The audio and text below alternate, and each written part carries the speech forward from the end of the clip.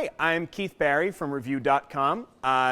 Today we're doing some tests on washing machines for washerdryerinfo.com. Right now this Whirlpool is finishing up one of our test cycles, and I thought I'd just take a little time to show you exactly what goes into a test cycle.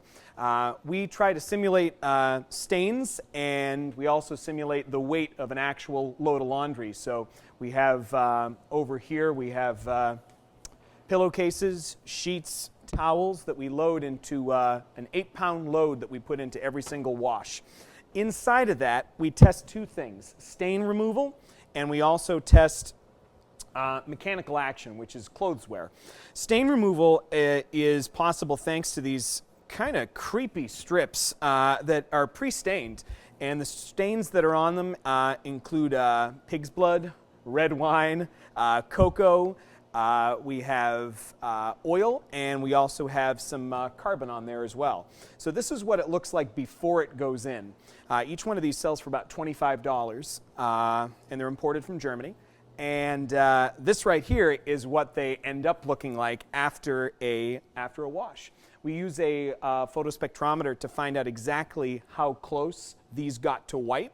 And we use a standardized detergent for every single one of our loads, and that's able to tell us about how well a washer is able to get stains out of clothes. We also have these mechanical action strips. Let me get one here which is new. So these are cloth strips. This is what it looks like before it goes into a wash. And once it's done, depending upon how rigorous the wash cycle is, it can end up looking like this, and it could end up looking like this. This is after a normal cycle, and what we do is we count the number of frayed pieces of fabric on here. So if you see right here, this only has a couple of frays right inside there.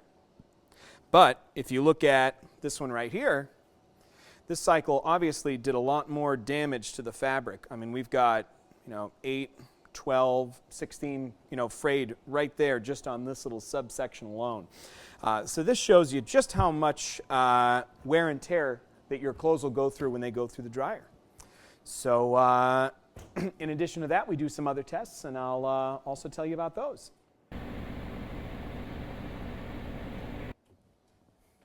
These are regulation test shirts.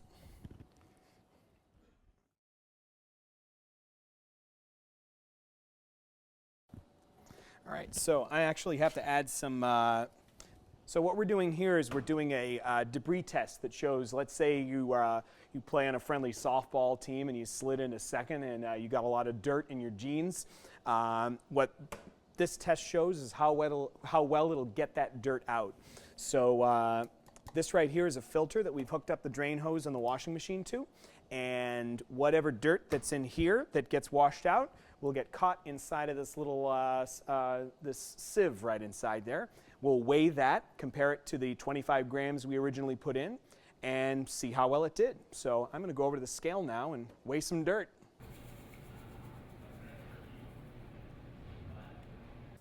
All right.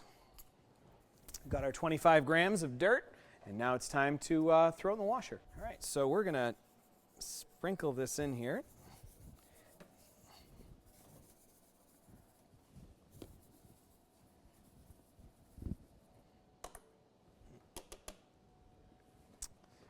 We're going to do the heavy duty cycle. I'm going to turn on this drum light here so you can see inside.